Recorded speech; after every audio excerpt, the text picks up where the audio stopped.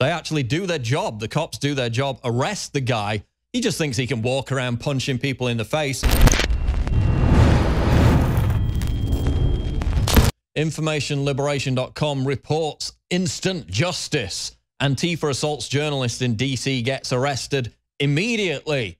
Turns out when you punch someone in the face for having a different opinion, you get arrested, you get a criminal record. That's what happens. I think we got a video that we can start rolling over this. Instant justice was served up Sunday in Washington, D.C. after an Antifa goon punched Rebel Media reporter, and also guest on this show before, Jack Posobiec, in an unprovoked assault. You can see during the attack, he basically punches him in the face. Within seconds, they actually do their job. The cops do their job, arrest the guy. He just thinks he can walk around punching people in the face because somebody called them a Nazi. Of course, to far leftists, anyone who disagrees with them is a Nazi. But then what's interesting, if you go back to the start of this clip, you can actually see a screenshot. I think it's also in the article, Information Liberation article, of an individual called Luke Coon, the guy with the longer hair. Now, we've seen this guy before. He'll come into shot. There he is there in the screenshot from the article. This is out of Gateway Pundit. Violating probation, Antifa member arrested for plotting acid attacks at inauguration, spotted at DC protests. This is the same guy arrested for the acid attack plot at the inaugural. You remember that one, right? On the day of the inauguration, Luke Coon, busted by Project Veritas undercover journalists, plotting butyric acid attacks to disrupt Trump's inauguration party, subsequently arrested. Now he's a member of Antifa. Well, isn't that interesting? What perfect bedfellows they make. People who literally plot terrorist attacks, which is what that is, a violent attack in furtherance of a political aim, the very different definition of a terrorist attack. Now he's a member of Antifa, a domestic terrorist organization. Isn't that just lovely stuff? So no surprise to see Luke Coon there on the scene while this guy gets instant justice. Again, turns out you can't just go around punching people in the face because they have a different opinion. Bad consequences will ensue. Washington Examiner reports, Wash Post poll hides Trump still beats Clinton 43 to 40%. So they asked people how they would vote if they voted again in the U.S. presidential election.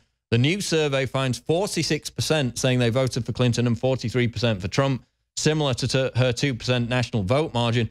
Asked how they would vote if the election was held today, 43% said they would support Trump and 40% say Clinton. So not only would Trump win the Electoral College if the vote was reheld today, he would also win the popular vote.